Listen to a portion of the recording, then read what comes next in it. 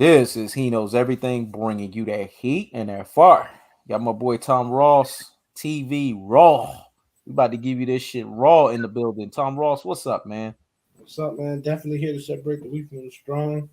We got a lot of hot topics to break down, to you know what I mean, to discern, to pick apart, and to put back together. So stay tuned. Exactly. Man, let's talk about this shit. Let's get into it because, I'm glad that you explained the titles and the similarities. As a matter of fact, this title was a title that was cooked up by Tom Ross. And when I saw the title, I immediately said, man, Ross, this shit right here, this is hot pocket right there. This is live. This is something we definitely need to talk about. And there are similarities that often gets, how should I say it, overlooked, often get misplaced, often gets pushed to the side, but these similarities cannot be denied. And that's the similarities of Kanye West, MJ, Kobe, Floyd Mayweather, and I'm gonna also throw Jay-Z in the mix. Um, these guys have to deal with a level of scrutiny. Their polarizations are all different, but the level of scrutiny that they have to deal with is all the same. They Mm-hmm. damned if they do and they damned if they don't. They're always caught between, a rock and a hard place. They're always caught between two conundrums. If they do this, even though it's great, there's going to be critics that's going to say, well, it wasn't great enough, Mm-hmm. or it doesn't stand next to the classic that they had.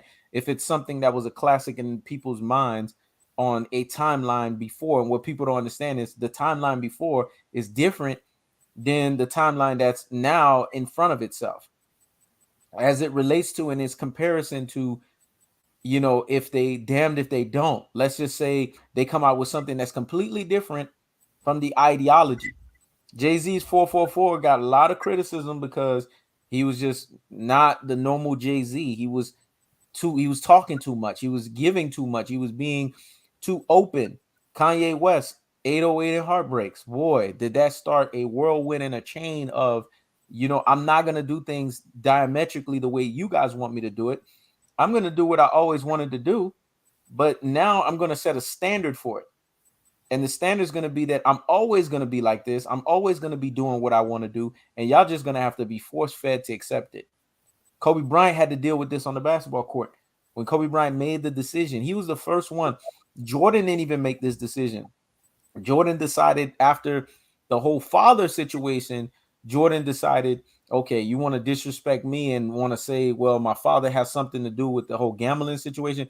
That's when you started seeing Jordan start saying, okay, you know what? I'm gonna have ulterior motives on the media. Well, Kobe had ulterior motives on them from day one. Mm-hmm. And the ulterior motives that Kobe had was, I'm just not gonna deal with you guys. You guys are fake and phony. And Kobe also had this example of the way they treated Michael Jordan. And Kobe Bryant, in his mindset, is not fake. People that are naturally not fake, they're not gonna try to play PC. Off rip, they're gonna to make themselves be in their best state of happiness and their best state of serene. They're not Mm-hmm. gonna do this back and forth nonsense with you. They're gonna just tell your ass straight up, look, this is what the fuck it is. Don't come over here and try to be sarcastic with me. Don't come over here and try to make it seem like this is more than what it is. Don't play these fucking games with me. We're gonna make this about basketball, and you motherfuckers are here to report basketball. Focus on that. And that's what they hated about Kobe Bryant, those damn guys that were covering basketball. Kobe always put them in their job title. Your job title is to talk about what I did in the game. Talk about that. Don't fucking talk about no sidebar shit. Don't do that. Focus. And see, that's why they hate these guys and the similarities, because these guys force people to be contextualized in their context. It was the same thing with Floyd Mayweather and Brian Kenny. They tried to use Brian Kenny as the guy to ruffle Floyd Mayweather's feathers. And Floyd Mayweather said, you are a man of many things and a master of For fucking nothing. nothing. Not for nothing. And that ruffled this motherfucker. You could tell he was seething. How dare this black man have the mitigated gall and the audacity to tell me this. You could tell he wanted to rip Floyd Mayweather's face off when Floyd Mayweather said that. There was nothing he could do about it. But there was nothing he could fucking do about it. And Yeah. see, these are the similarities that all of these guys have faced. Jay-Z, when motherfuckers keep asking Jay-Z, when you gonna drop Reasonable Doubt? And Jay-Z had to tell them motherfuckers, you want to listen to the old me? Buy my fucking old albums, man. Right. Right. So Ross, what's your take on the similarities with this, man? Because this shit is mind-boggling. Another similarity these guys have, all of them, along with Lamar Jackson, is the dehumanization. The dehumanization that the powers that be through the media do to powerful, successful black men. The dehumanization is so strong, we start dehumanizing our own black men because they don't value them, right? Exactly. Just think about it, man. They wait until you have a hiccup in your life or till you die, then they start coming out with all these things, all this slander after your death, right? How much slander it was after Michael Jackson's death? How much slander after Kobe's death? Kobe died, and the fire department and the police department took pictures of his dead body, his daughter's body, and they made postcards out of him and sent them to people with laughing emojis. Exactly. We are not in a country with sane people. These people are animalistic and they are sick. Yep. They don't view you as a real human being. Exactly. So learn to unite with your own people and deal with everybody else the way they deal with you, and stop kissing everybody's ass because what they present to you is not who they are behind closed doors. Exactly. Vanessa Bryant, Kobe's widowed wife, is going to bat against the LA County Sheriff, against the fire department to this day because they disrespected Kobe and her daughter in her death. Do they do white men like that? Nope. They don't. So when we bring these things up, it's not a race bait. It's not it's just the truth. Exactly. What white celebrity have they done like that? But they did Kobe like that. Floyd Mayweather Jr. is the greatest boxer to ever lace him up. They talk about Floyd Mayweather Jr. as if he did nothing but boxing besides get money. Exactly. He has so many records that are going to be unbeatable that it makes no sense that they compare him to some Filipino guy who fought 50 guys that we don't know about. And like, Floyd fought 50 guys, and 3/4 of those guys were champions or number one contenders. Exactly. That's done before. So what's 3/4 of 50? That's like 36 to 37 guys. Yep. That were actual champions, former champions, or number one contenders. Exactly. Most people have 50 fights. They don't start fighting nobody to the last 10 fights. Exactly. They'll have 40 fights and nobody's. The last 10 will be champions. Floyd's fighting champions from the gate. 2 years in, he was fighting champions. Not like Loma, not vacated people who picked up the belt. Solidified lineal champions Floyd was fighting at 21 years old. Yep. Come on, man. The disrespect is ridiculous. And he was undisputed unofficially twice. That hasn't been done in boxing. It hasn't been replicated ever in the sport. But he doesn't get credit for that. That's how political the game was. They didn't want Floyd Mayweather Jr. to be undisputed. Yep.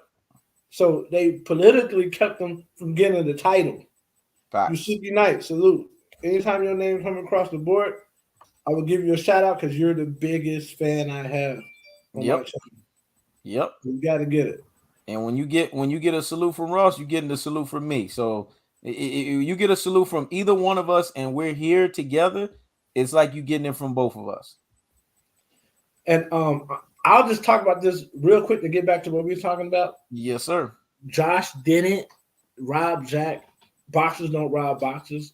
the Exactly. entity boxing is robs boxers. Yep. Like Tyson Fury didn't rob Wilder. Yep. Boxing robbed Wilder. Tyson Fury does not have that power. He doesn't have that power. Boxing allowed Tyson Fury to keep with those gloves. They allowed Tyson Fury to come in 30 pounds overweight. Yep. They allowed a lot of things that there was a gray area, and they linked on that gray area. And Yep. Wilder put himself in a bad predicament. So Yep. he helped them, but boxing robbed Wilder, not the boxer. But let's get back to what we were saying. Kobe Bryant, they're trying to say Kobe Bryant is not even a top 5 player. But there's no proof, there's no basketball footage of 10 players better than Kobe Bryant. You've never seen 10 players play basketball better than Kobe Bryant in the NBA. But they will tell you that. Facts. Right? They would tell you Kanye West is just crazy and just wild. But every time you look up, the man is making power moves.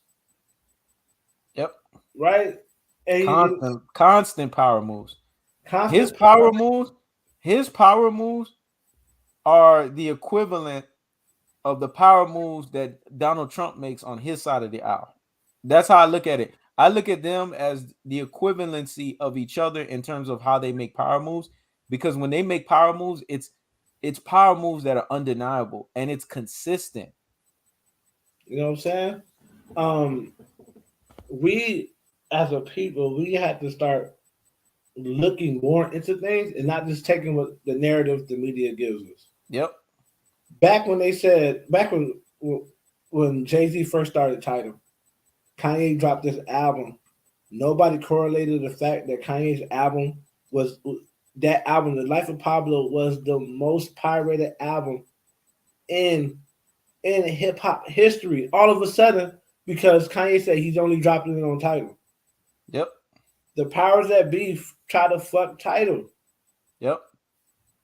Because Jay-Z. So I'm glad you said that, Ross, because you see, not only is the stem player issue it has the interruptions and the back the fact that guys are making fun of the fact that it wasn't perfect or whatever. Shit happens. Look at what they did to Jay-Z with Tidal. I'm glad you brought that point up because they did the same shit to Jay too. Whenever a black person makes something, it has to be perfect. Yep. When you're dealing with tech video games, shit come out with problems all the time. They got to go back to the drawing board. How many times they got to reissue Madden because Madden glitching? As soon as you hike the ball, nigga in the end zone scoring a touchdown, you're like, damn, how the fuck did that happen? Tech has glitches all the time. Exactly. Why come black men can't put out an app that have a problem?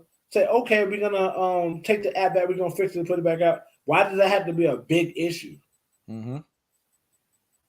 It's how they groom you. We expect black people to always be perfect and always say the right things. Meanwhile, white men can say whatever they want to say, do whatever they want to do. We, black people, will make excuses for the white boy.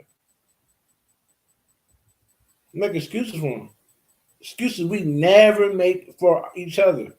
Ever. Exactly. Ever. Lomachenko lost to Salido. I don't care how you want to dice it or slice it. He lost. But they can say with a straight face, he's one of the best boxers who ever lived. But they have a nerve to question Floyd Mayweather's resume. Question Errol Spence. Question Tank. Tank would have stopped Salido. First round. You know what I mean? You see how they do it? They have us question our own guys. To the fact we call our own guys bums and trash. And why they roll out a mediocre guy who they souped up. And we like, you know what I mean? And we start, there's a lot of black dudes that be like, yeah, Lomachenko's high tech. What's high tech about Lomachenko, man? He got some skill. Exactly. He got some skill, you know what I'm saying? But what's high tech? We're talking about the top. When you start saying high tech, we're talking about the top boxers where we live.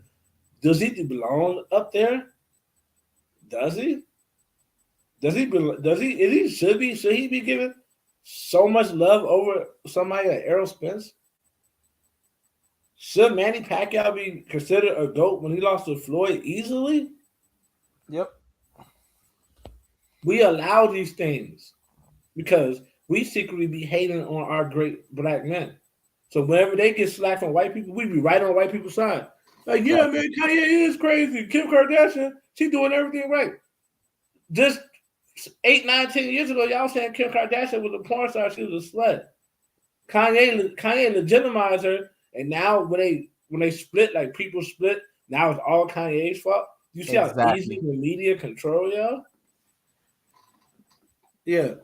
Jusiki Knight said, "This is why I don't care about the top 75." Yep. Exactly. They lost credibility when they did that. They lost credibility because let me tell you something, and people understand basketball, they don't understand this shit. It's not supposed to be the top 75. It was supposed to be the top 100. Because when they did it the first time around, they did the top 50, right? Right, Mm-hmm. Ross? It was fucking 50. So if you did 50, then you're supposed to do 50 again. Why are you gonna do 50 and then break the number down to 25? That was political, man. That was economical, and that was to stifle guys like Kyrie Irving. You have to understand what's going on here. That was to stifle guys like Tony Parker, guys like Manu Ginobili. Yeah. Because these guys right here should fucking be, if you do another 50, they should fucking be on the list. Right. As a matter of fact, you can look at the 25 that's in front of you right now, and you can start inserting and exerting some of these guys. Kyrie Irving should be on that list. Tony Right. Parker, because of what he did against Kobe and Shaq in that era, Manu Ginobili, come on, man. The fact that you don't have those guys, I remember what those guys meant. Chauncey Billups, Right. it's a disservice and a disrespect to not even acknowledge these guys on that fucking list. I mean, it's ridiculous. This is why they fucked up when they said 75 instead of 100. It should be top 100. Because if you have a top 100, these other guys that were supposedly omitted, do the math. It's 25 guys. Well, if you have a top 100, these motherfuckers is not omitted. Well, Everybody's included. they did that because if they do a top 100, guess what? They got to admit that Kobe Bryant played against some of the greatest competition there is to play against. Yep. And then by common sense and logic and parallel thinking, you have to start. You can't put Kobe Bryant less than top 5 if he's the reason why some of these guys have less rings. Yeah, people got to remember, Tim Duncan picked up the rest of those rings on LeBron James's watch, not on Kobe Bryant's watch. Kobe Bryant was known as a Spurs killer. Yep. He was knocking their dicks in the dirt when they played. Tim Duncan picked up those last couple of rings against LBJ. Yeah. A lot of guys who didn't get rings in the Kobe era got rings in the LeBron James era under LeBron James watch. Yep. So that's the reason why they did that, man, because you got to think about it. You'll have Ginobili in there. You'll have Tony Parker in there, right? Yep. Those are guys that Kobe was battling against. And then you will have to admit you'll have to put Amari Stoudemire in there. Exactly. Other people that Kobe was battling against. It will show you just how much Kobe had to go through. So they was like, now we're gonna cut all this off 75 because if we do 75, then we can justify why these guys ain't on there. Yep. Because they had a good 8-9 year chunk when they were at their best, but they good 8-9 year chunk was better than a lot of people. Yep. A lot of people. Tony Parker, his good 8 year chunk when he was at his best was better than the majority of point guys who ever played in Facts. Manu Ginobili, that was basically a hybrid guard. Manu Ginobili doesn't get enough credit because I'm gonna say something, and Ross is gonna agree with this. You know, all the famous Euro step that D Wade and all these guys were doing. The guy who was the prototype of that shit was Manu Ginobili. Yeah. When Manu Ginobili did the Euro step, he revolutionized the NBA because he was lashing guys up off of this unique dribble that wasn't unique in the European game, but it became unique and it was unique in the NBA game. And Manu Ginobili was getting by defenders. I mean, the San Antonio Spurs was winning titles off of the strength of Manu Ginobili Euro stepping guys. And then you had guys like Derrick Rose, guys like Dwayne Wade, these guys being influenced by this sheer ability to do the Euro step. Even Kobe Bryant said, man, I'm going to add this to the tool yard in the tool shed, because Kobe was all about anytime you can present greatness to him and it could be something that he could use as his benefactor, guess what? He's going to fucking use it as Use it. his fucking benefactor. And there's not going to be no denying that. And that's exactly what happened. And that's why I sit back and I pay attention, Ross, and I try to look at the situation in front of me, and I'm like, if only they understood.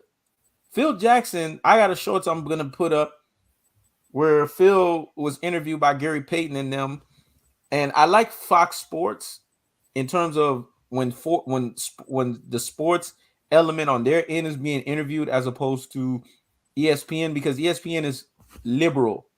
Fox, if you understand their dichotomy because of the Republican element, they're conservative. So they bring the conservative element to even the sports aspect. They're not as PC. They're not as taboo. They are more direct. And Gary Payton asked Phil Jackson, who do you think is better between Kobe and MJ? Because Gary Payton just wants a definitive answer. Phil didn't give a definitive answer. This is what Phil said. And this is how you could tell Phil is such a psychological dude in the way that he comports his himself. And you could see how a Michael Jordan or Kobe Bryant could learn from a Phil, because Phil is not no dummy by any long shot. No. Phil says,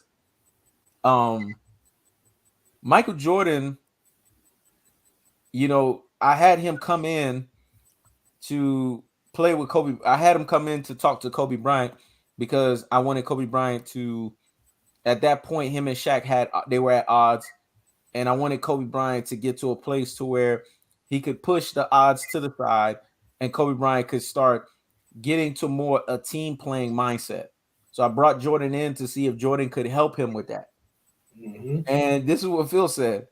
Phil said that shit backfired. Because as soon as Kobe saw Jordan, Kobe looked at Michael Jordan and was like, man, I can beat the shit out of your ass one-on-one, boy. I'll straight demolish you one-on-one. Jordan was so impressed by that shit. Jordan knew that he was already 2 years removed from the game.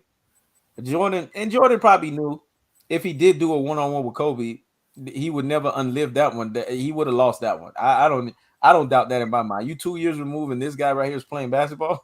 Yeah, you would have got Jordan probably would get washed, but Jordan his prime and Kobe and his prime would be those games would be that that's something different. Those but games, I'm just talking about those games they were in no fighting. I'm talking about that Jordan you talking about, the Jordan that is smoking cigars for 2 years straight, not touching no basketball, and Kobe Bryant tells him straight up, man, I'll just straight demolish you. Yeah, that Kobe's gonna wash him. There's no denying that. I'm gonna be honest about that shit. He gonna wash him. And Jordan knew it.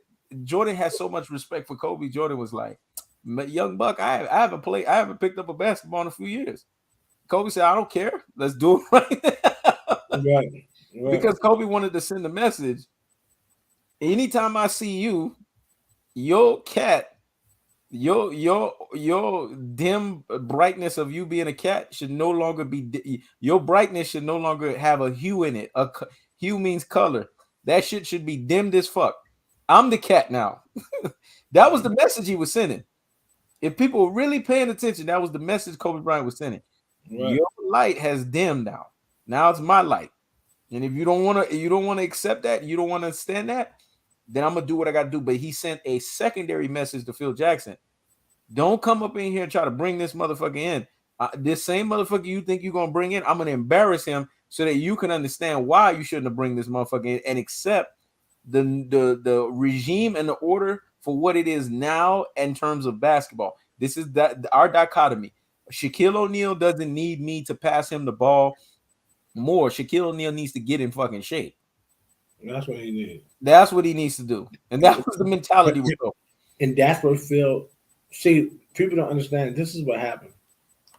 Michael Jordan got the Phil Jackson that was brilliant, but needed to prove himself. He was a CBA. People don't know there used to be a CBA league, right? Yep. The G League is now what the CBA used to be. Yep. So he got an unproven Phil Jackson that was brilliant, but nobody knew how brilliant he was. So Phil Jackson had to really he couldn't rest on his laurels or rest on what he did with Jordan. Kobe got the Phil Jackson that was still brilliant, but was feeling himself for what he did with Kobe. And he got the Phil Jackson that was truth be told, he was trying to make things that was simple very difficult.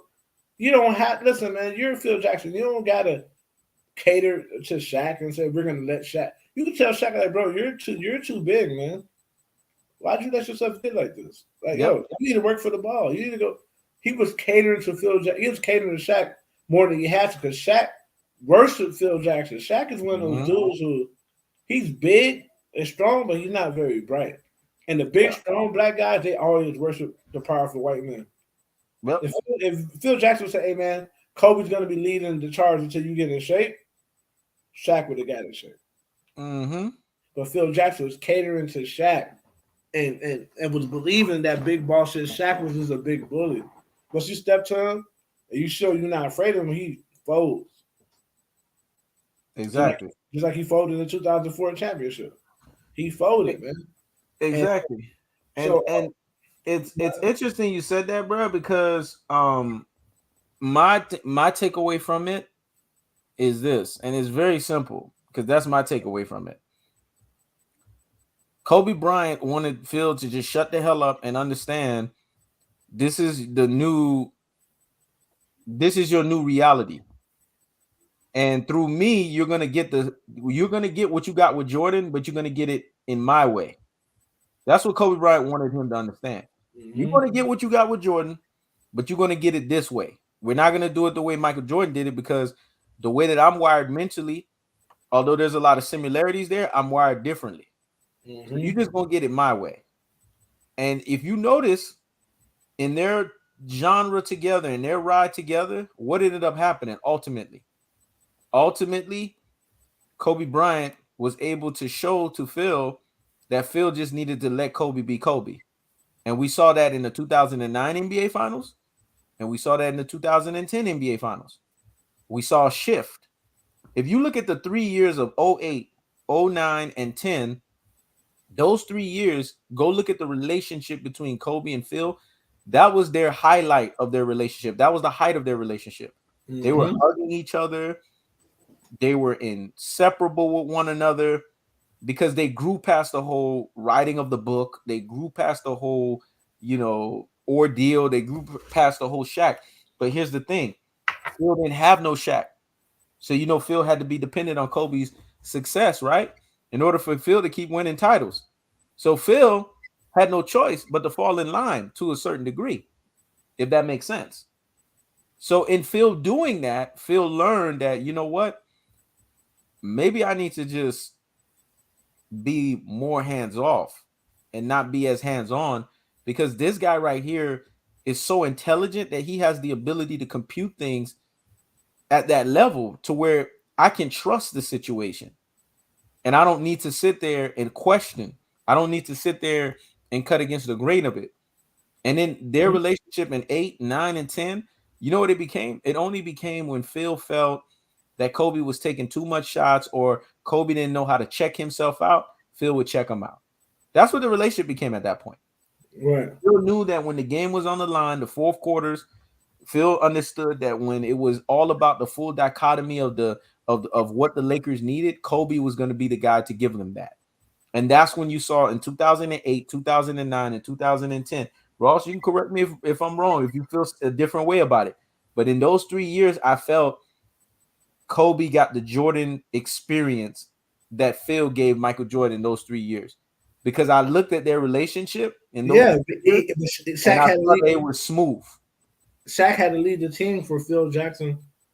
Phil Jackson knew he had the East Coast was weak and he had like an unstoppable force in Shaq. And so he would lean on that. He was leaning on that at the detriment of Kobe. Yep. Those teams would have been a lot better if Shaq would have been used. If Shaq would have been used against the Western Conference as just a cleanup guy and a rebounder. Because the Western Conference, Shaq he wasn't the best. Tim Duncan was better than Shaq skill wise, right? In Yeah. the Eastern Conference, it made sense to go to Shaq damn near every play.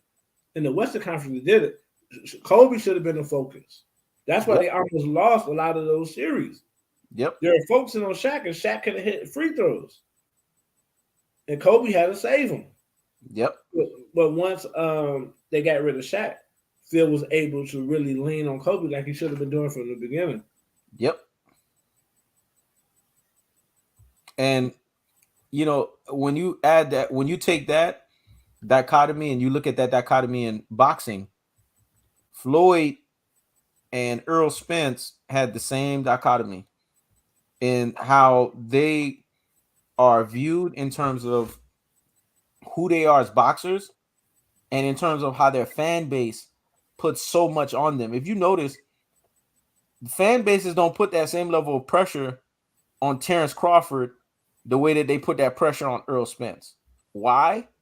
Because what fan bases are telling people, Ross, and people are missing this powerful point. Fan bases are telling everyone that they don't value Terrence Crawford the same way they value Spence.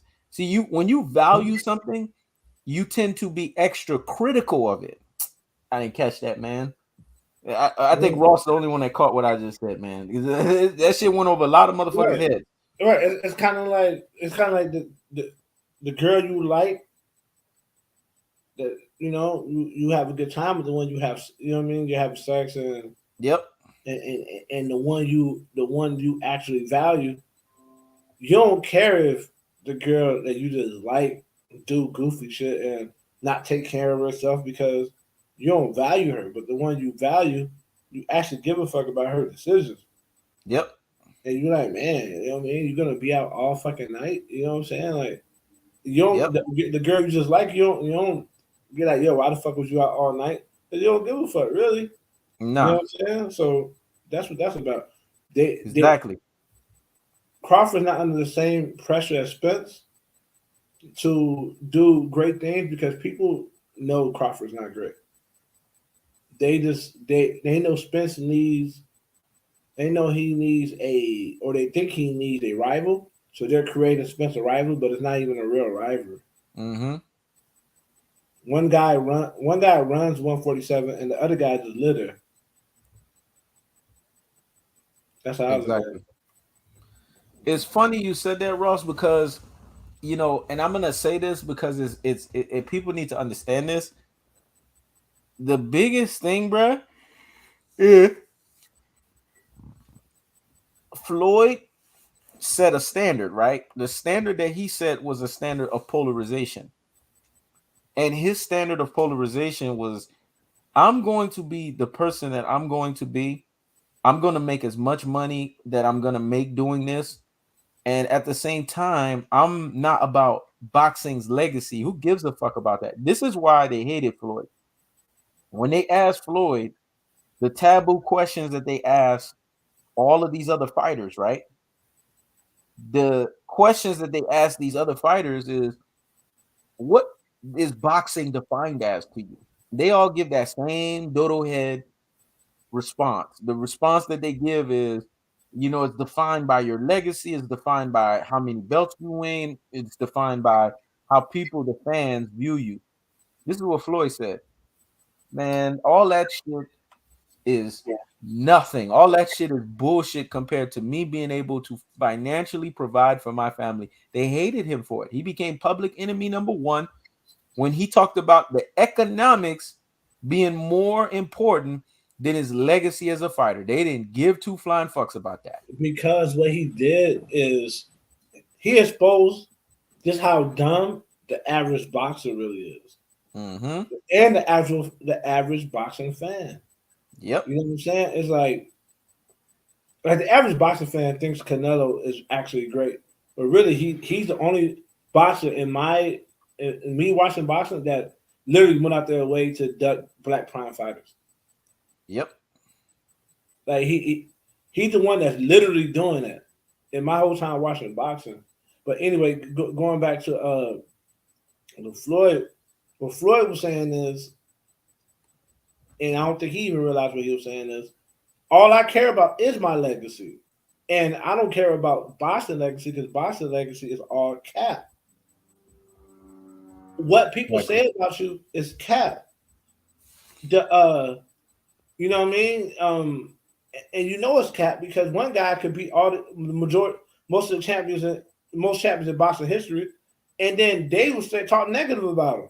Yep. And one guy could be not even half the fighter Floyd is, and they'll talk great about him. So your boxing legacy is cap. It's control. And what Exactly.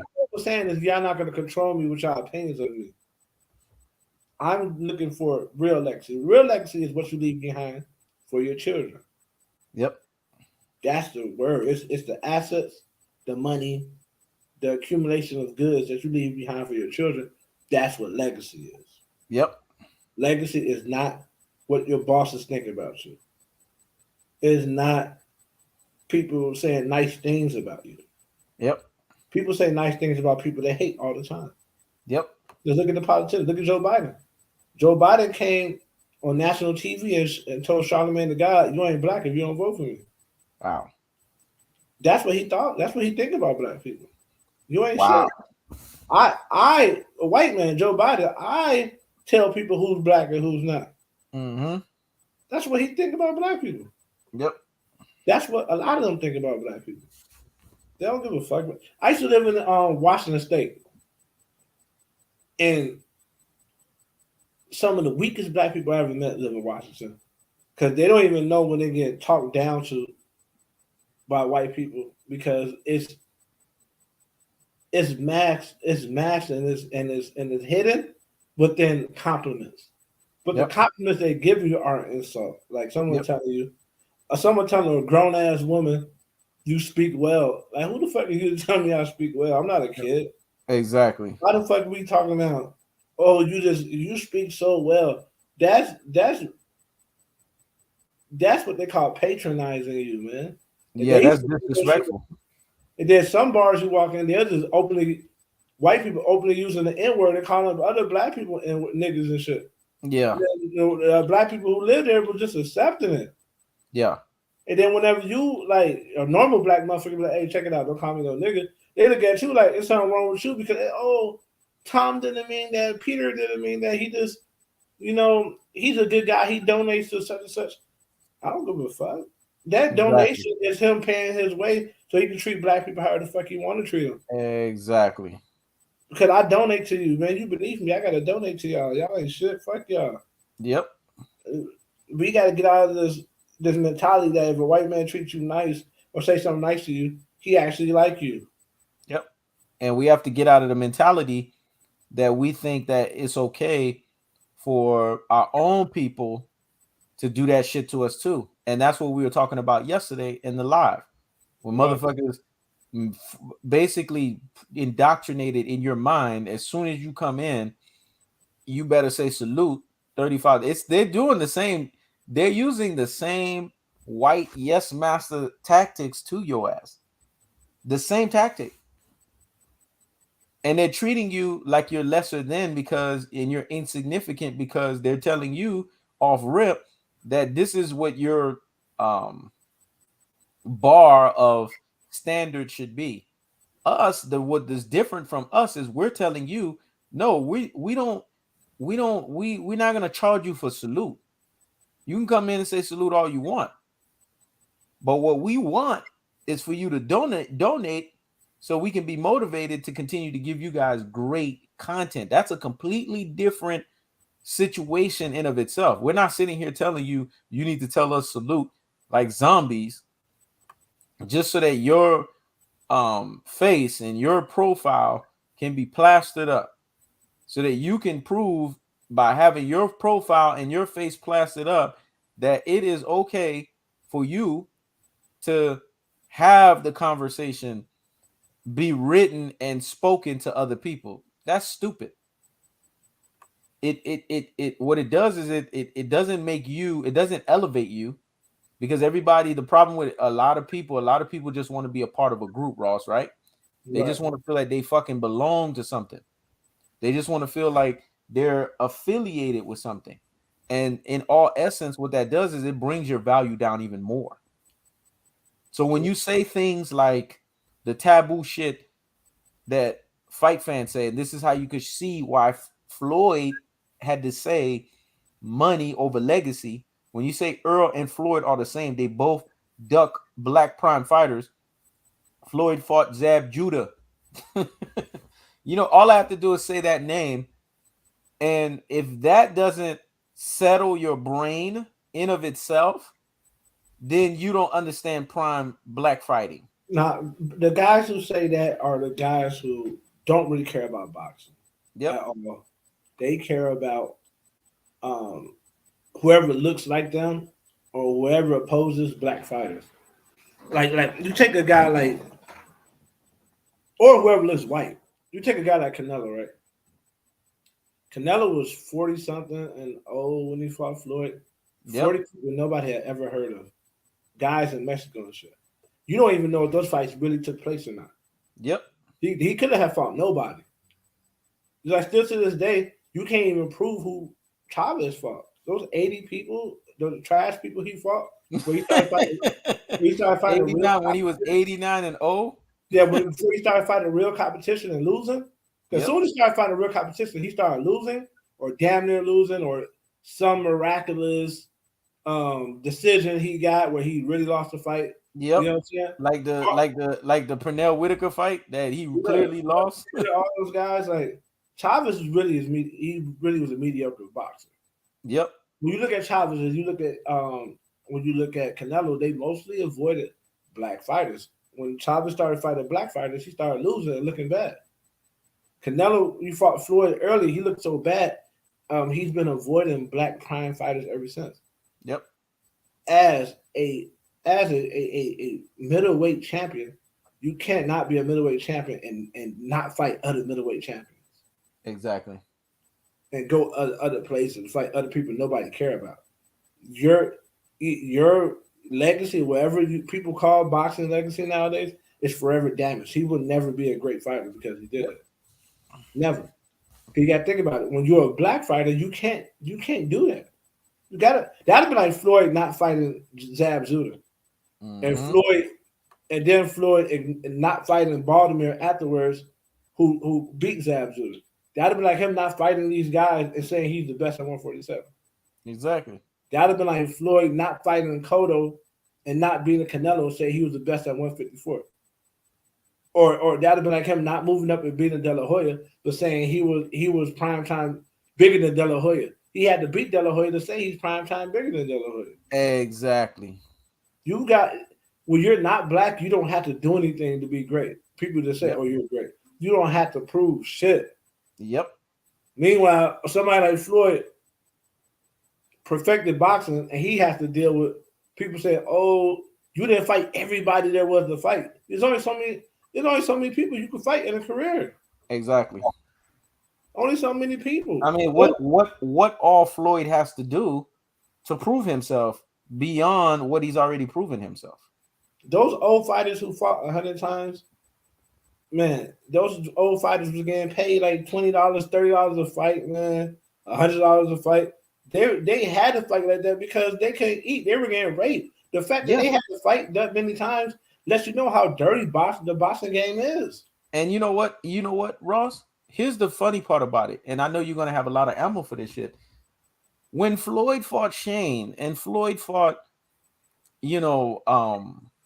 Oscar De La Hoya, they said Floyd fought these guys, even though these guys still had a lot of luster in them. Floyd fought them too late.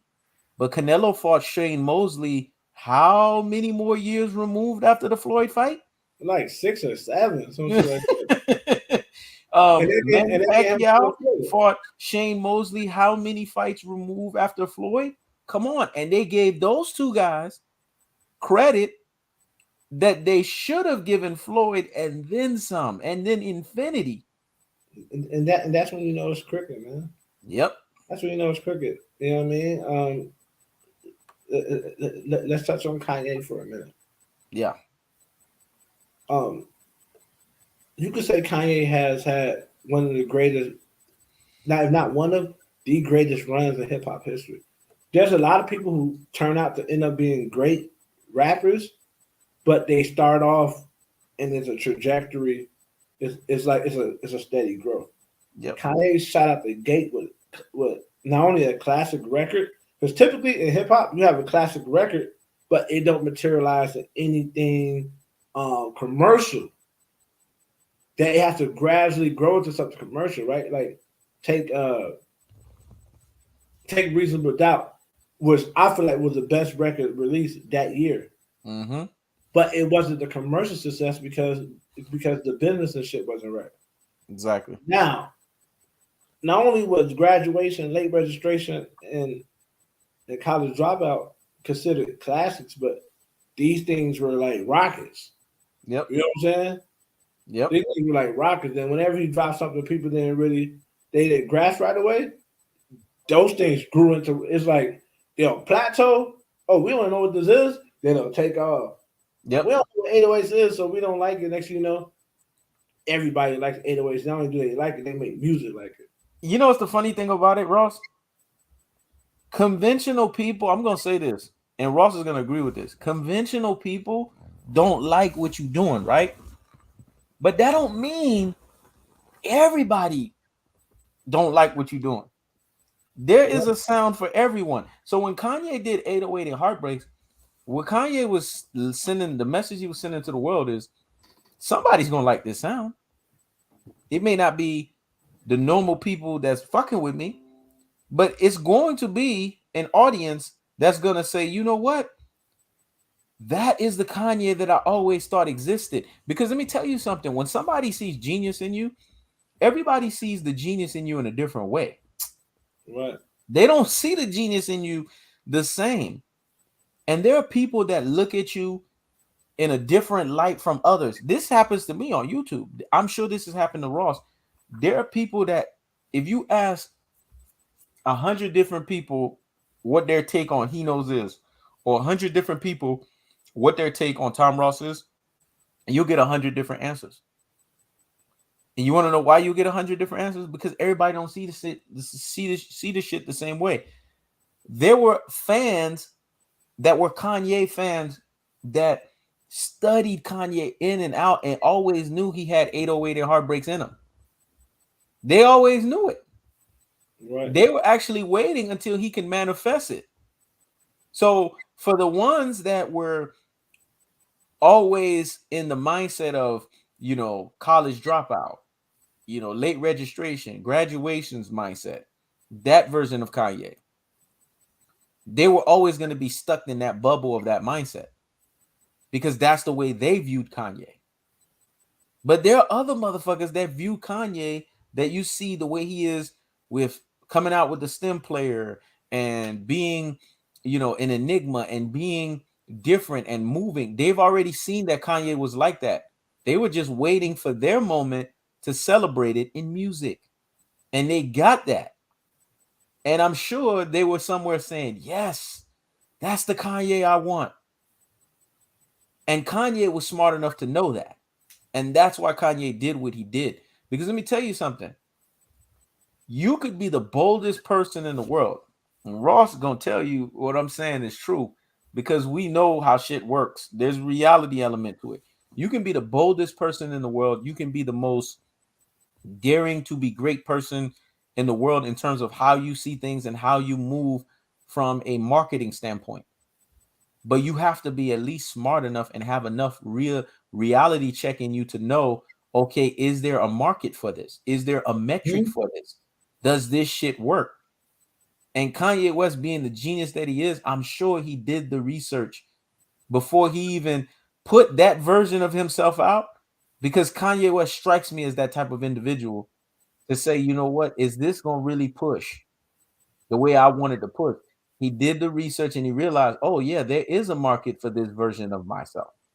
I just need to market it in a way to where I can push it to where the traditional people, even if they don't accept it, even if they're not rolling with it, these other new people are going to roll with it and they're going to run with it and they're going to see it for what it is. So what's your take on that, Ross? I feel like when you're a black man, particularly a black successful man, particularly a black famous, you're in the spotlight. Everyone wants to put you in a box, even your own people. and when I say put you in a box, they put you in, they categorize you, and then the top of the box is the ceiling where they think just as far as you should be able to go. And if you supersede this, then you got to be a sellout. You got to be doing this. You got to be blase blase because you should have. I'm telling you, someone who never accomplished anything in my life, you shouldn't go this far.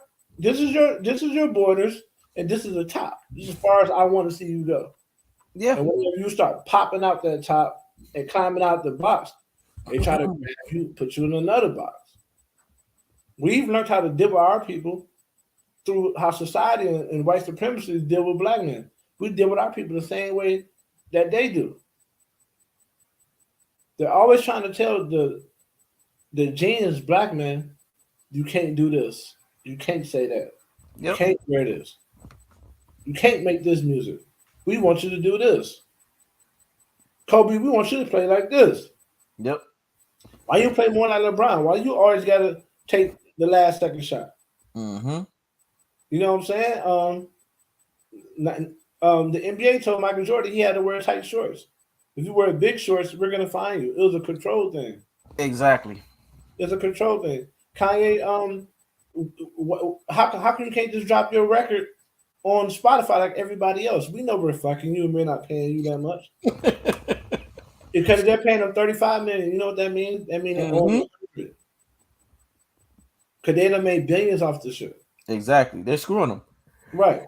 Everybody on Spotify is getting fucked right now. Yep. They don't even get a penny for each stream. They don't get a penny for each stream. Yep. But we don't give a fuck. Yep. We don't give a fuck. We don't care as black people about anything. No. Anything. And we don't understand how significant a penny a stream is. They don't even get that. So think about it. And then we be like, oh, their celebrities fucking. Their celebrities fucking, but you want them to make the type of clothes you want to wear. You want them to make the music you want to listen to. Mm-hmm. They're human beings, man. And if they could get fucked like that, that means you could get fucked like that. That means your job they don't have to respect what you bring to the table. Their devalue, their being devalued is your being devalued. Because if they could devalue Kanye West, they could devalue you. That's your bullshit job. Exactly. Gotta think about this shit, man. So I say all that to say this: as a black man, everyone wants to tell you, even your own woman, even your children, of what a black man should be. Yep. We're up against it from each side. So the least we could do is be understanding to each other. Yep. That's the least we could do. And I'm glad you said that because, the mindset, bro, right? And how things are viewed and how people see it and how things are maneuvered, right? It's a very taboo thing because people don't understand that Kanye West has told himself a long time ago, from day one, when he got into the industry, I'm not going to be robbed off of what I do. I'm not going to let people marginalize what I do. And I'm going to be the master of everything that I do. How do we know this? Because Kanye West basically kept all of his music in his house. Because he had that house in Newark, New Jersey. Mm-hmm. If you notice, all of his greatness was done there.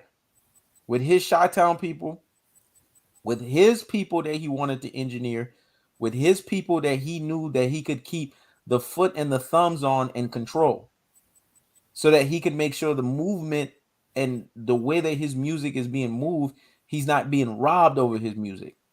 Mm-hmm. And at the same time, the way that he will reward these guys through their loyalty is when I come up, you guys are coming up with me. If you notice, the guy that's behind the camera doing all the video and documentary 20-something years later, he's still right there being Kanye West's cameraman. When I come up, you're going to come up with me. You just got to understand that you can't be on no fuck shit. You can't be on no here, let me get beats for free. You can't be on none of that. Kanye West don't play that. And what I loved about the docu-series is the fact that Kanye West was not afraid to say that. Every time they had that young Kanye talking, he would say, "Can you believe these motherfuckers? These motherfuckers want me to do this shit for free. These motherfuckers just want me to just hand them the beat." So, and I like the General Mills example that he used. He was like, "Well, so General Mills, the brand with General Mills, do people go out there and go to General Mills? General Mills is just basically the parent company that makes all of these different types of cornflakes and cereals and these types of brands, right?"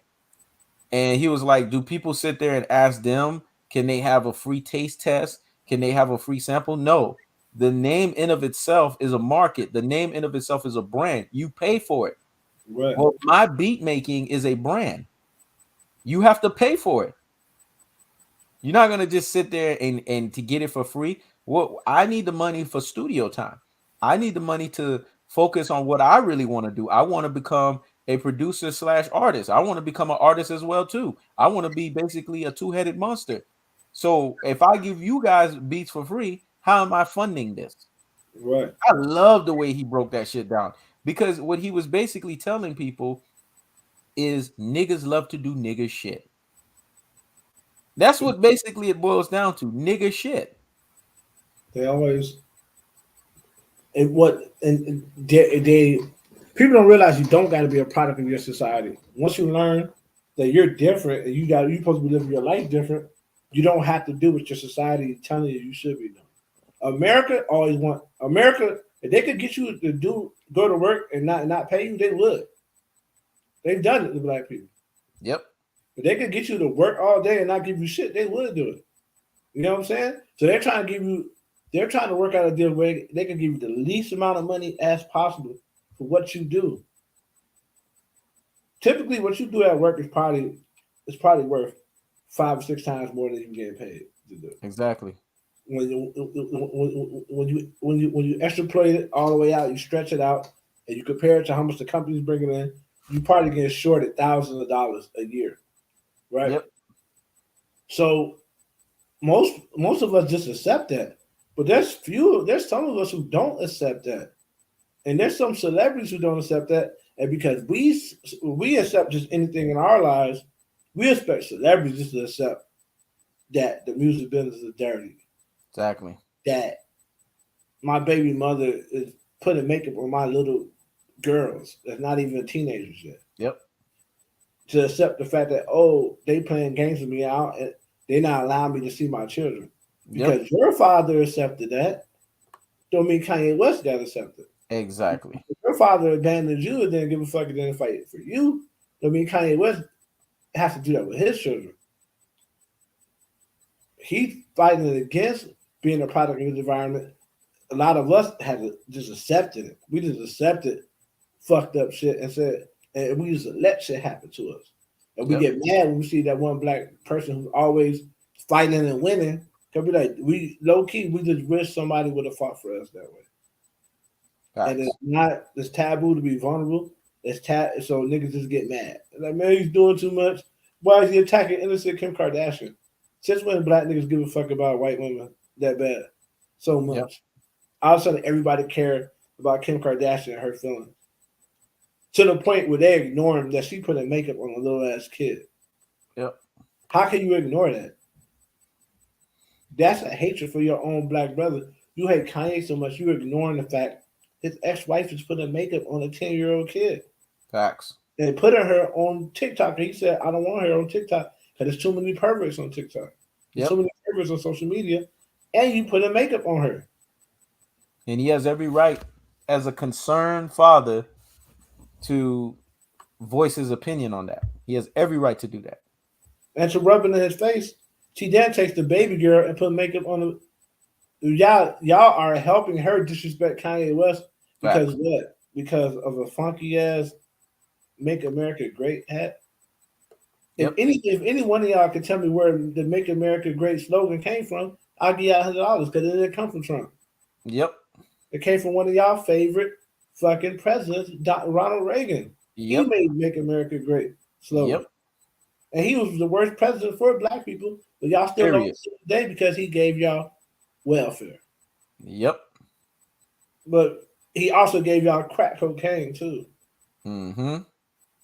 He also gave y'all truckloads of guns in the community. Nobody know where these guns came from. Yep. Just stop on the railroad tracks and it's full And of you know guns. why he did that? He did that so that he could turn around and then say, if you remember, he basically said war on the gangs on violence. He did Yeah, that so that he could then have a campaign to stand on to then go against their ass, because that's what they do. right, right. They do the okie doke. They This what give you the hook, and then that way they could hook, line, and sinker your ass on the back end.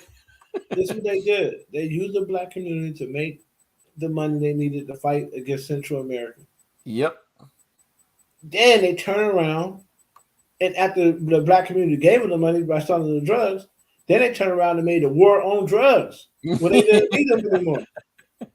Yep. And then because of the drugs, after they had a war on drugs, they had a war on the war on gangs and shit. Yep. With President Bush, who was the CIA head of CIA when Reagan was a president. Yep. Y'all don't have to. Y'all need to understand this. The Every motherfuckers don't nice read. They don't. The people are destroyed for a lack of knowledge, man. every Hosea 4 verse 6 says, "My people are destroyed for a lack of knowledge." every nice thing you think they're doing for you, there's a knife in the other hand. Exactly. We have to do things for ourselves. Yep. Niggas to this day love welfare and not noticing welfare was to take your drive away from you. And here's the funny thing about it, Ross. Welfare was not even meant. This is how you could tell they never gave a fuck about these people. And when I say these people, I'm talking about black people to start with. Welfare wasn't even designed. The inception of it wasn't even designed for you. It was designed for their own people Mm-hmm. as a last resort in case their men died at war. So they needed to have something to supplement them. Right. Once those motherfuckers all came back, if you notice, they were off that plantation shit because that was a last resort. That's the only time they were going to institute it. They weren't going to just use it and then basically say, okay, generation after generation, we're going to keep rummaging this and use it. They don't think that way. That was a last resort. And when they realized they didn't need to worry about the last resort, then we have our people who look at this as not a last resort. They look at it as a first resort, a second resort, a third resort, and down to the legacy generational resort. In so much so they build a hotel out of this shit. Exactly. But that's the plan, right? Because like a lot of them, they could get into that shit and then just get off of it. They have people, they have this, they have that. Black people, we was never supposed to get on it anyway because once you get on that and you don't even have a network, what do you have once you come off of it? Exactly. Nothing. You have to have Nothing. a network first so that when you come off of it, you could get it. Nothing. Where we fucked up was we started putting college certificates and diplomas over actual trades and knowing how Yep. to do shit. Yep. Majority of college educated people I know are fucking stupid. Yep. I haven't met one person in college I thought was smarter than me. Yep. No. They do that. They start selling you college. This is why the album College Dropout was so fire. They start selling you college, they're selling you a status to be able to say you college educated. Meanwhile, you're not learning anything that can actually help your life. Exactly. And all you have when you're done with college is debt. Yep.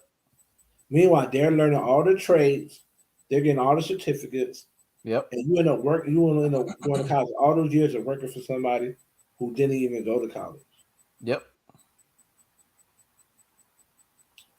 They finessed you. Big time finesse. And that's like what we would call ultimate Uber level finesse, because the finesse happens in a way to where it blinds you and you don't even see it happening. As a matter of fact, that's a chess move finesse, because in chess, when you finesse people that way, you put people in a precarious situation where they're at your mercy. I remember playing chess with Ross months ago, and Ross was constantly putting me in pickles, man, to the point to where I had to just basically say, you know what, fuck this shit, man. I ain't doing this shit. I was constantly put in a fucking pickle, game after game after game after game. I'll start off very strong, but I would find myself being 2 or 3 moves behind because he was already 2 or 3 moves ahead, and he saw, oh, okay, he thinks he's gonna do something here. No, I'm shutting that shit down.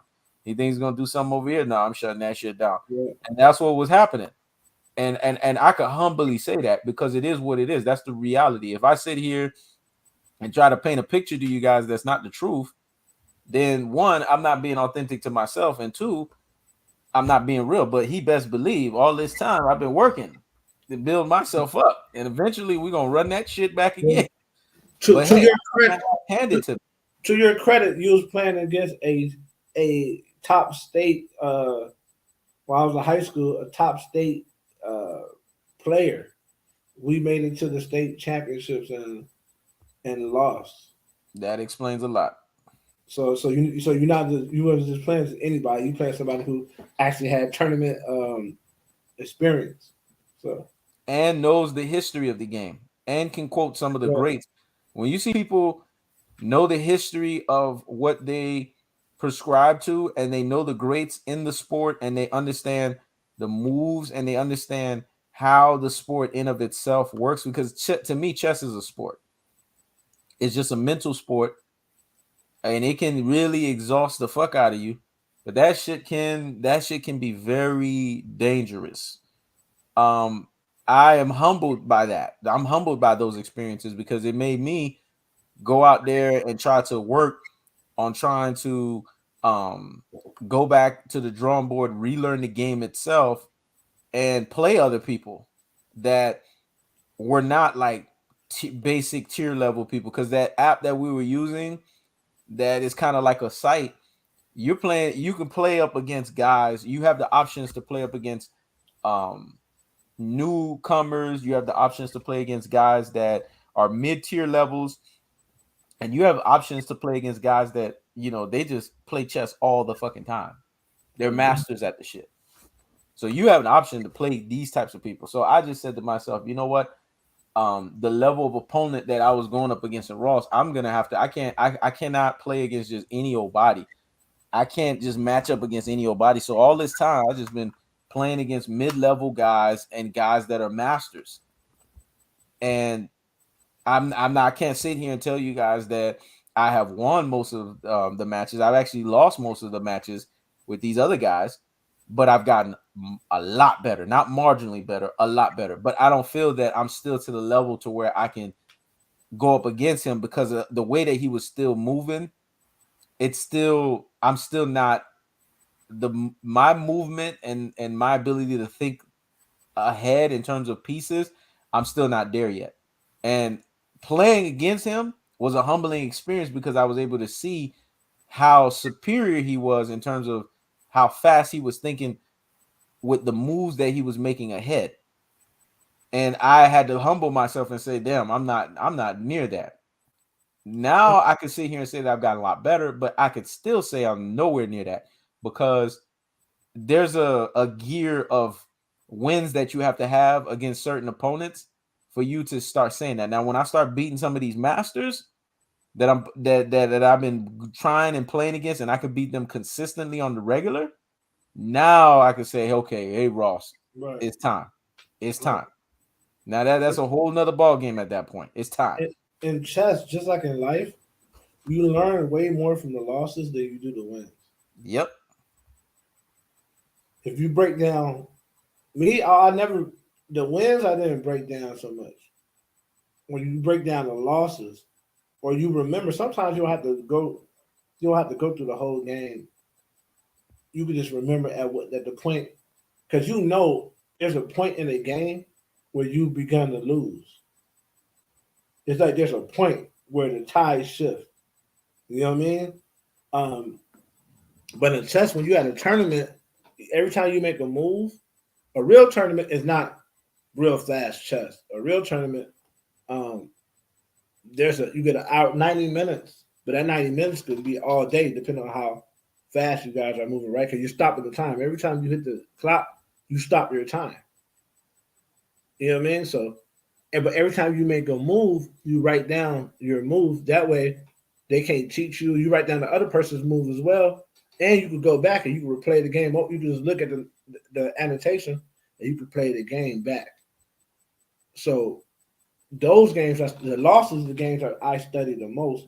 It's like in life, the mistakes I make are my moves I study the most. You know what I mean? Exactly. And to bring that around to the topic at hand when it comes to black men, we're always just pointing and laughing when a celebrity makes a mistake, or our friends or our family, instead of looking at the mistake and seeing how you cannot make the same mistake and learning from them failing in front of you, which is doing you a solid. Mm-hmm. We laugh and we joke about people's lives and such as niggas who work at McDonald's will call a celebrity broke because they no longer are billionaires, they just millionaires. How are you calling someone who's accomplished more than your whole family tree dumb, broke, illiterate? You've accomplished nothing in your life. Exactly. That mindset has to be over in the black community. So what you're doing is you're basically saying fantasy is more important than reality. Exactly. In fantasy, you are on the same level as Floyd Mayweather Jr. Yep. In reality, Floyd Mayweather Jr. is a billionaire, and you work at Kinko's. That's the reality. And ain't nothing wrong with that. It's something wrong with that once you start downing people who are more successful than you because you're inferior or insecure at their success. Instead of looking at them as someone as their success is your success, you look at them as you can't accept it. And the only way you can deal with it is you gotta nitpick and laugh at them whenever they fail. And Yep. the white media does, they give you instances every day where you can tear down your own people, and we take the bait all the time. Yep. Instead of saying, why the fuck is this even news? Why is it Exactly. news? Like they made it news when Floyd Mayweather did the Drink Champs interview. This is why I always say Noriega is a slick, slimy motherfucker, and he's not to be trusted. They had Floyd Mayweather. They manipulated what he said and made it seem like he misspelled GOAT. Yep. If you go back on the actual interview, he didn't misspell anything. He didn't mispronunciate anything. Yep. The whole interview. But they made it seem like he could have spelled GOAT. And instead of black people going back and rewatching the shit, we ran off with, oh, Mayweather can't spell. He's done. All the billions in the world, he can't spell. That should make you feel dumb. If he really Exactly. can't read and he's that successful, and you reading your ass off and you don't have accomplished shit in your life, Yeah. you're done. How is he so successful and he so called can't read, but you have all the tools the white man can give you and you ain't accomplished shit in your life? Exactly. That means your intelligence and what you think is intelligence is subpar. Yep. So we And you got to know get what's the out. difference? And you know what's the difference? You know also is the difference in that, Ross? It's also application. Some people know how to apply the tools and the resources that's given in front of them, and some people they're just lazy with the application of the tools and the resources that's given in front of them. Right. It's just the reality of it. And that's the issue I have is there seems like there's a lack of appreciation Mm-hmm. for black men, great black men in particular. The America has made black men, it's either you have to be perfect or you're a clown. There's no in between. You can't just be a normal black man. Normal is not good enough. Yep. The other day they were clowning Nelly This said, and people around, they said, she said, man, Nelly, Nelly he had a little video out. She Mm-hmm. said, this whole time I thought Nelly, I thought Nelly was the full package, but his dick ain't even 11 inches. The majority of men, Oh, you saw that too? I was gonna touch on that, but I was wondering when you wanted to touch on that shit. But hey, you touch on it, the so let's majority go. of men in the world ain't 11 inches long. Mm-hmm.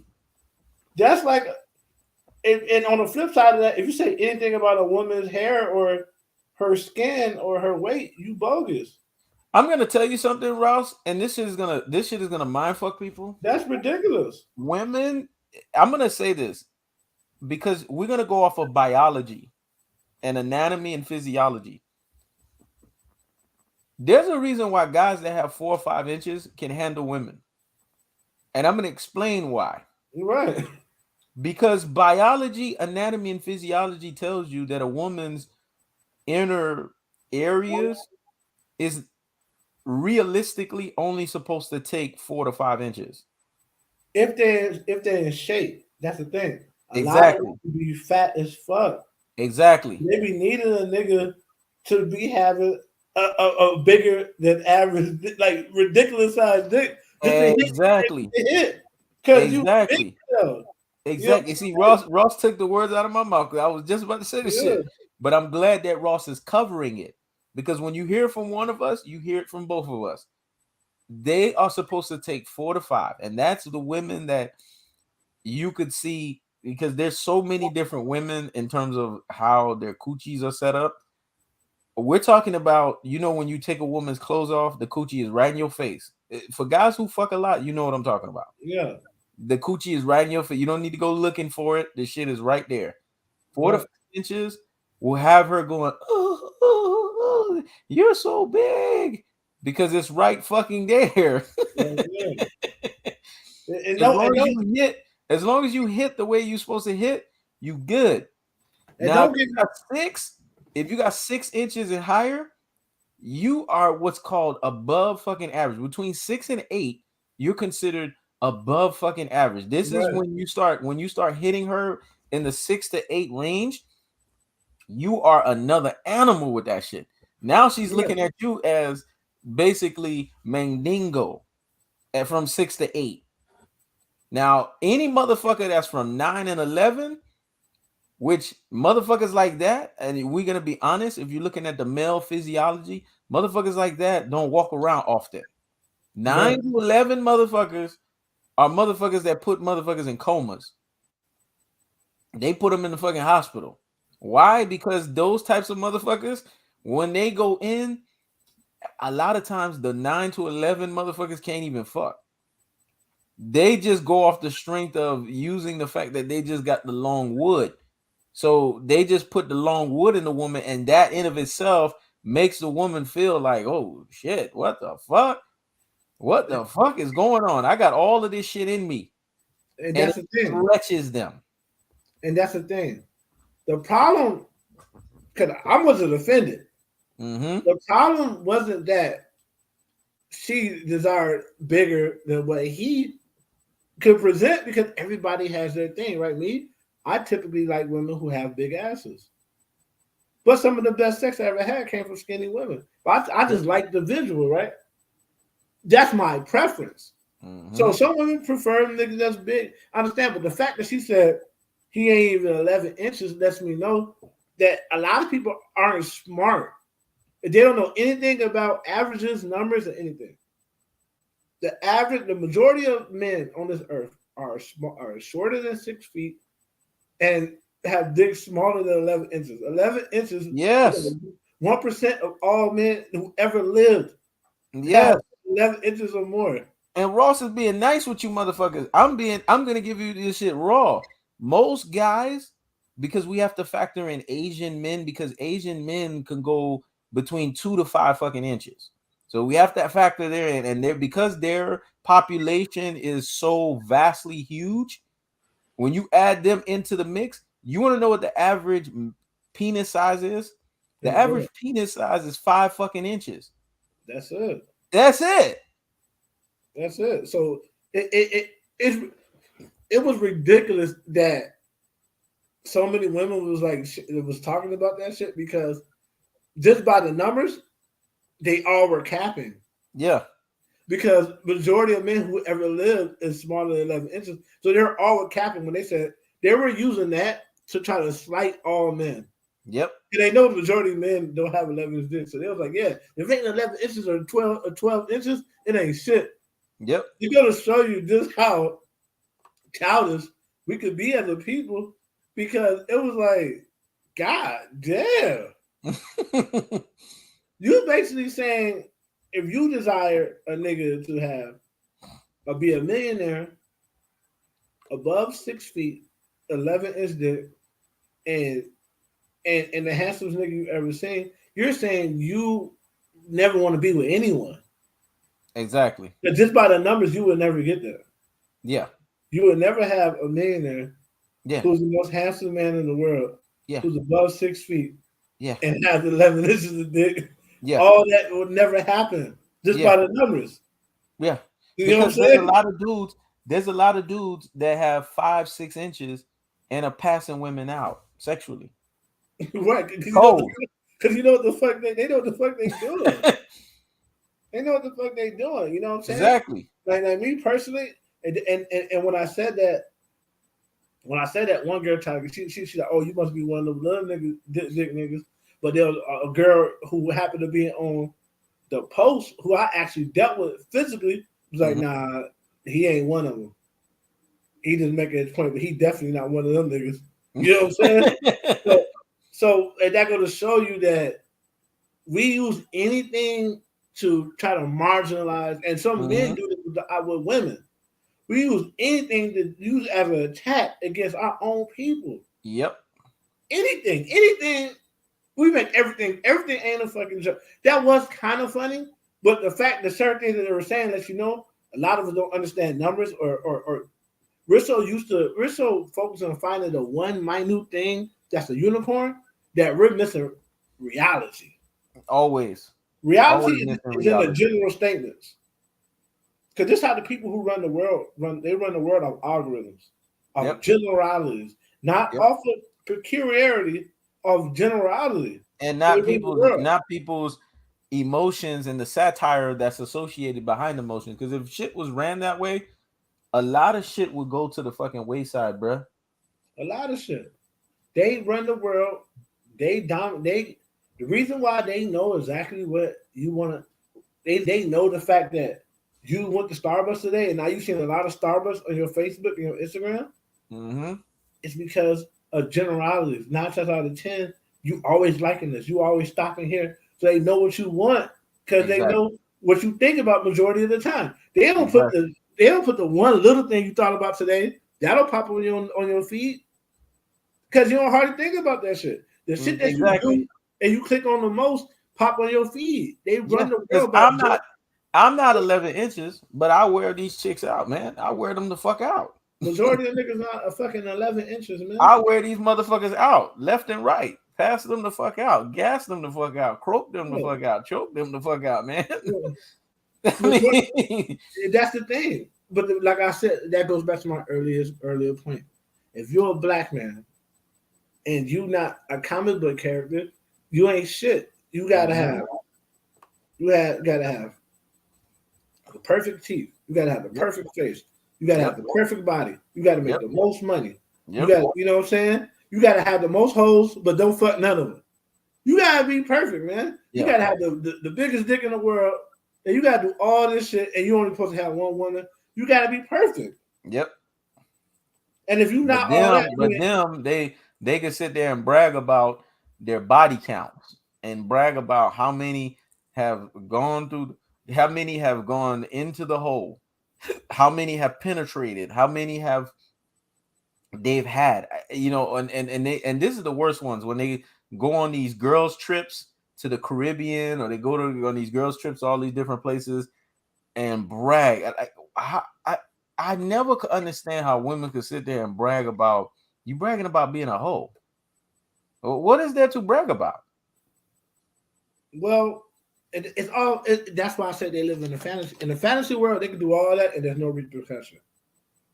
But in the real world, there's a repercussion for you being wore the fuck out, right? Yeah. Is the man you want or men period, They're not gonna want you.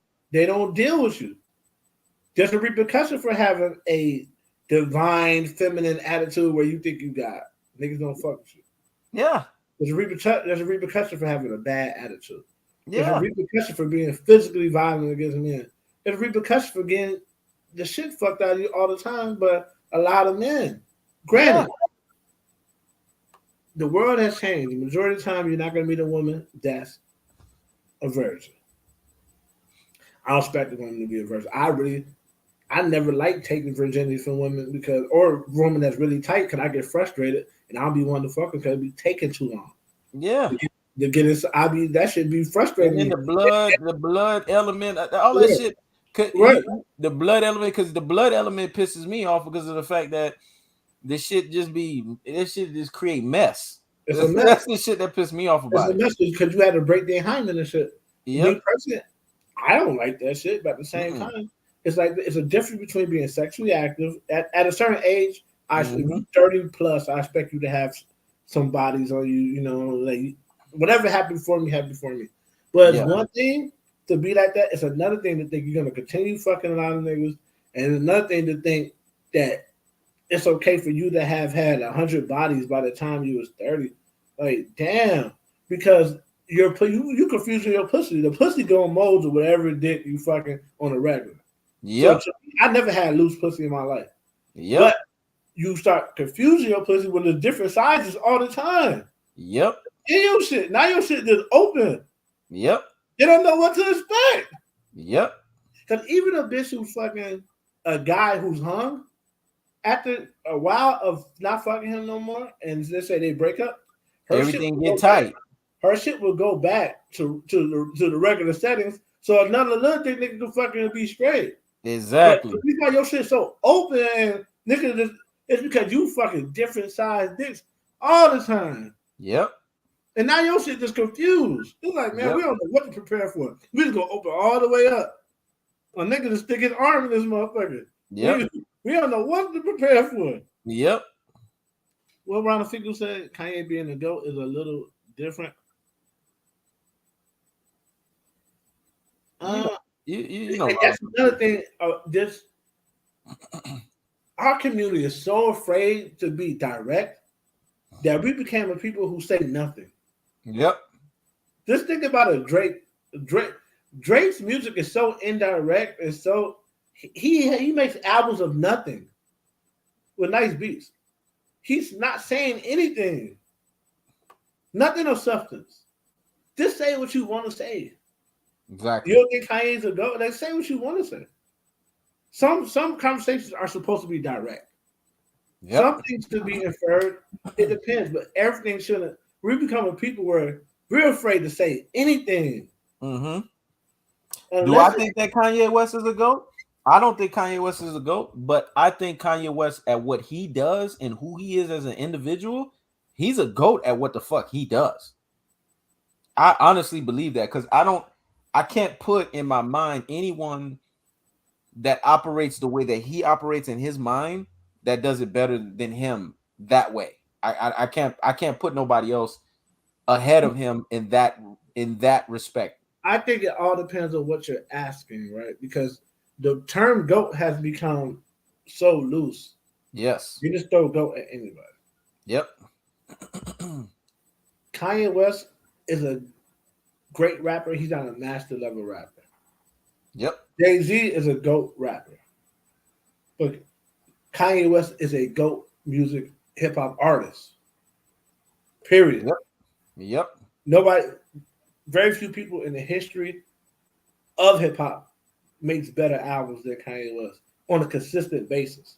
You might have people who made a better album than Kanye somewhere in their discography, but nobody makes constantly the level of music this dude makes, not a hip hop. Very few people are even in that circle. So he's a GOAT hip hop artist. Yeah, he is. He's not a better rapper. He is. He is. And I'm glad you said that. He is because he makes a better album than the majority of everybody. He is. You are absolutely right about that because the only person that I could see that would be competitive to him, but he would have to be fully active. He can't do this sidebar shit he's doing. Is Jay-Z. That's it. But Jay-Z would have to be fully active like he was before the retirement for it to Right. go bar to bar, head to head, and then for people to start saying, "Damn, Ye drop, Jay drop, Ye drop, Jay drop." But that's the only motherfucker that I can think of. I can't think of anybody else, even with Lil Wayne stretch. And if I got to go down south for a second, Lil Wayne had a stretch, man. This motherfucker had a stretch like nobody's business. It had a nice stretch. But his A lot of stretch, mixers though. yeah, but his stretch still don't fuck with Kanye. And I'm just being nice. Right. Drake has had a long fucking stretch of being what he is. But when you look at Drake's stretch, the level of his stretch is not on the same level of Kanye. So because it's not on the same level of Kanye, even though it's a great stretch in of itself, you can't compare it. If that makes sense. Okay. How would you rate Kanye West's last album compared to his previous? Because Floyd and Mike, etc., never had a fall off type situation. Kanye West never had a fall off type situation. And I don't agree with that because Floyd and Mike both had to change the way that they fight and how they play basketball to continue their dominance. And some would say they weren't as good as their previous version. I would say they actually got better. I would say they were less explosive. Yeah. But I would say they actually got mentally better. I would say if the young Michael Jordan had the mind of the old Michael Jordan, you're looking at a demon. Like you're looking at somebody who probably would average 50 points a game. Yeah. You know what I'm saying? Just because he's not even getting his own way. And I would say if young Floyd had a boxing acuity of a Mayweather, of a Money May, then you're looking at somebody who's probably putting people in the hospital, man. Every fight. Like getting carted out of there. So God knows what he's doing. You don't come out knowing everything. You have to gradually get there. So people say, half the people who say that there's a fall off between Kanye don't even understand Kanye's music. Like some people would be like, Kanye changed. Kanye used to. When Kanye dropped the College Dropout, he wasn't like everybody. People were fighting against the College Dropout. They even wanted to come out. The College Dropout was different from everything else because he infused his roots of Chicago, but he added basically the experiences that he was learning in New Jersey and in New York through producing with Jay's. Those sessions with Jay's and Mos Def and all of that, that was just making Kanye, who was already nasty, sharper, man. Yeah.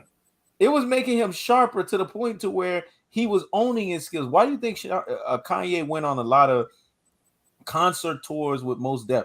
That was Kanye's way of working out the cobwebs. That was highly intelligent. He was working out the cobwebs so that he could make sure that when he's in front of a mic, he's comfortable. Yeah. So Floyd did change because Floyd could no longer punch the way he wanted to punch. Exactly. And so he was hurting his hand. So he had to fight in a way to where he could be less active, but be just as effective or not more. Yeah, Floyd wasn't as offensive. Floyd became primarily defensive. Right. So he changed. He adjusted. And Floyd's legs, if you really was paying attention to Floyd Mayweather, his legs, his quick reflexes started slowing down. So he clearly had to change his style. He had to change, just like MJ had to change. MJ, even though he showed he could shoot the J in North Carolina, when he came to the league, he was attacking the basket like 15 times a game. Yep. Everything was in the paint. Yep. He was just skying on niggas and he was a bald-headed Dr. J. Yep. All that nigga was doing was just dunking on niggas and just pearling, laying the ball up and just he fully took advantage of his athletic ability. And when it started to slow down, he said, okay, well, let me add a new wrinkle. That's a part of the game. Yep. if MJ continued, MJ would have ended up like Vince Carter, man. And Vince it's the Carter, same thing. And it's the same thing with Kobe Bryant. Kobe right? Bryant. Same thing with Kobe. People forget. Afro Kobe. Oh my gosh, I don't even want to talk about that shit. Cause Ross, I'm gonna say something. You gonna disagree with me, and I don't even care.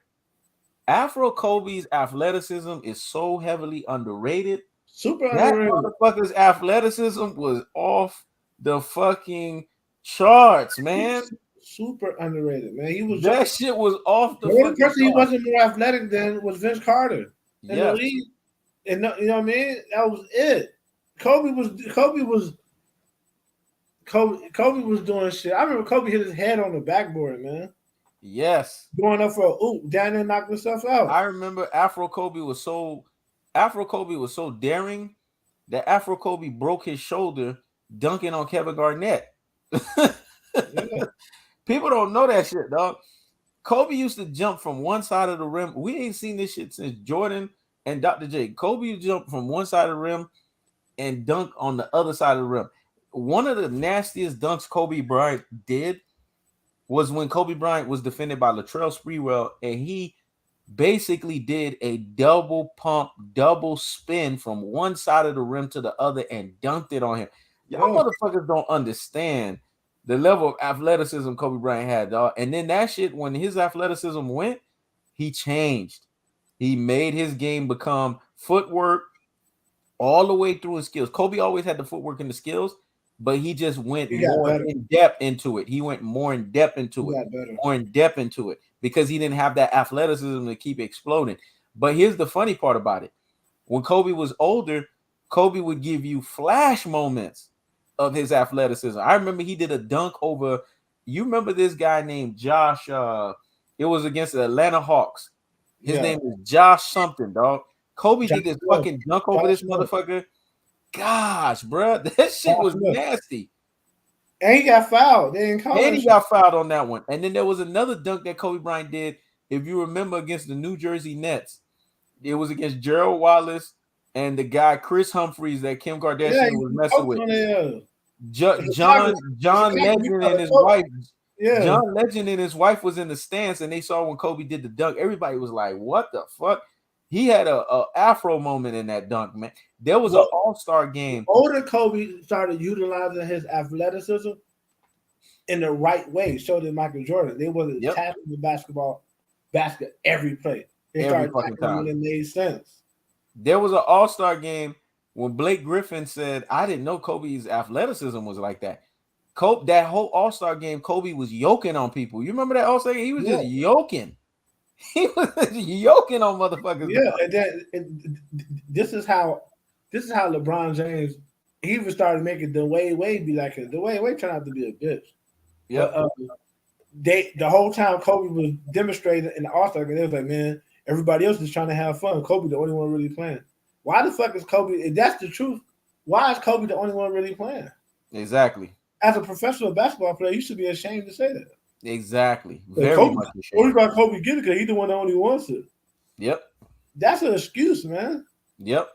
Because I remember you know what that was, Ross? It's because they couldn't stop him, so they needed to say something to marginalize what he was doing. Let's just be honest. Right. So, I remember back when I used to watch the All-Star game when I was a kid, these guys, everybody was trying to win the MVP. You had Isaiah Thomas, Michael Jordan, you had Magic Johnson, you had these guys, they were really playing basketball trying to win that shit. Yep. So now, so you can't stop Kobe. He's killing y'all ass in the All-Star game. And this man, he's the only one out here really playing. Yep. Like, man, and ironically, who has the most All-Star MVPs? Tied with Rob Pettit, Kobe Bean Bryant. Yep. And here's the funny thing too, Ross. Kobe was the last of the Mohicans that forced the All-Star games to be competitive. If you notice, those All-Star games stayed competitive in that fourth quarter because they knew Kobe Bryant was going to turn the intensity up. So he forced those games. Those are the last times that the All-Star games were very entertaining, man. He forced those All-Star games in the fourth quarter to be back and forth defense. Defense was being played. Guys was trying to shut guys down. It was because of Kobe, man. And Kobe's West team annihilated LeBron James's East teams because Kobe Bryant's West team always played fundamental basketball, man. Mm-hmm. While LeBron James teams were trying to do alley-oops and all of this fun and bullshit and da-da-da-da-da, Kobe Bryant's teams was playing fundamental basketball and dominating basketball in that fashion. I remember watching Kobe and Kevin Durant for years. This was a thing of beauty. Ross know what I'm talking about. From 2012 all the way up to 2016, Kobe and Kevin Durant would run up the All-Star game scoring so high, the East would have to play catch up to the point to where the shit was blown out of proportion because Kobe and Kevin Durant would just score so much on the score sheet that they just blew shit out of fucking proportion.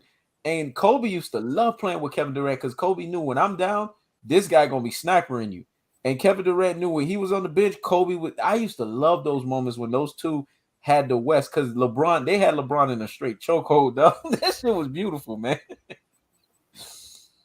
They had that motherfucker in a chokehold, boy. Yeah, man. So I feel like once again, this is another great topic, man. Another great topic, another great conversation. We had wonderful participation from the comment section. Mm-hmm. Yeah, this turned out to be something really dope. It did, man. And you know, I know Ross, you enjoy your night, man, and you do you, bruh. But I'm gonna tell y'all right now, what people gotta understand, and it's very important, is all of these guys, even now, Kobe Bryant is dead, and he's dealing with people still spitting on his grave talking about Colorado. We had comedians do shit like that. Mm-hmm. Ross did videos about these motherfuckers. I did videos about these motherfuckers. That shows you the level of impact that you have. Floyd Mayweather and his recent interview with Pivot, he talks about the two-headed monster of what he has to deal with from white people. But you know what he said? It's even worse from him dealing with his own fucking people. He feels the fight with them is 3 times harder. And the videos that I'm going to be dropping today, Ross and everybody else, y'all check them out because Floyd, in those videos, he talks about how Logan Paul is sitting here and saying, well, how come Floyd didn't pay me? And you know what Floyd told him? For many years, this was, I said that interview was so lethal. Floyd said for many years, black fighters only got paid a base pay. There was no back end. Mm-hmm. So now, because I come into the sport and I create the back end as the premier black guy, now you guys are in the under seat and I'm in the driver's seat. You getting your base pay, you want to put it out there as the victimized white guy that you didn't get fucking paid. Motherfucker, you got your base pay. That was the contract. Right. You don't get no fucking back end. So Right. shut the fuck up. That's basically what Floyd told me. Shut the fuck up. You got paid. What are you talking about? That's what all black fighters get paid when they first come into the game. You thought you were gonna get paid like me? Yep.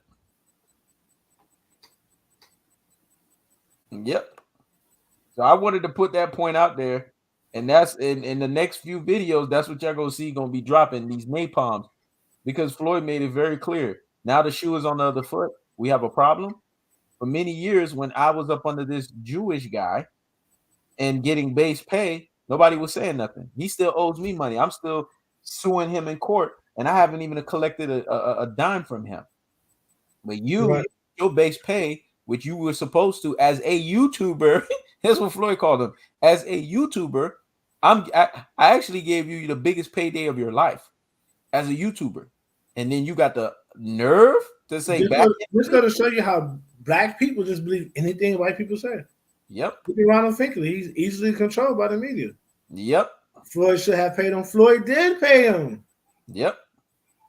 He don't get back in. Most fighters don't get back in. He's a YouTuber. He don't get the pay that Floyd get. Exactly.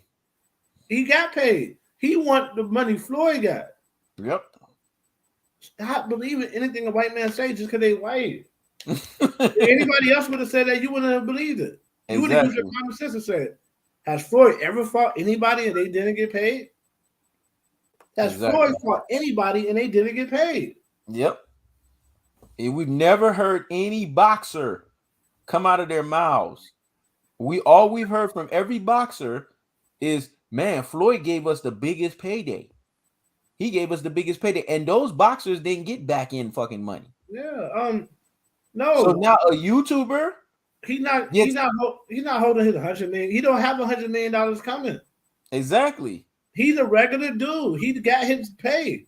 He doesn't Floyd get the earn. He back end. doesn't get no $100 million back end. What the fuck you talking about? Floyd get the back end. He don't get no back He end. don't get no fucking back end because Floyd is the name. He's just Logan Paul. Exactly. A You fucking should be happy he's even in boxing. be happy that Floyd gave you an opportunity. Yeah. Y'all, the only why y'all care because he's white. Black people get fucked over boxing all the time. Y'all don't give a fuck about him. Y'all care because he's white and y'all think exactly. Since when and Floyd y'all gotta say yes, master. Y'all gotta go out there and say yes, master. This couldn't end no better way. Yeah, exactly. But this brings everything we've been saying full circle. Yep. How the media controls the way black people think. Yep. Ronald Finkley is the perfect example of that shit. All right, Ross, man. No, go ahead. Floyd got over 50 fights, man. No one has ever said that they didn't get paid. All of a sudden, this one dude said, "Oh, I didn't get paid." Y'all just believe it. Yeah. Because Victor Ortiz, a fight that really, if there's any fight that you really could question because of his dirty tactics, and Floyd could have really stifled him money-wise, is Victor Ortiz. And Victor Ortiz didn't complain that he didn't get paid. Because he wasn't expecting to get the same amount of money Floyd was getting. Exactly. Logan Paul think he's supposed to get the same amount of money Floyd got. Yeah. He got paid. He looking for money that he's not supposed to get, period. Exactly. They're not the same level. Since when do a guy enter a corporation and on his entering year get paid what the guy that's been getting paid have been doing for 20 years? Exactly. What? That don't make no sense. It makes absolutely no fucking sense. No fucking sense, bro. I'm glad you said that, Ross.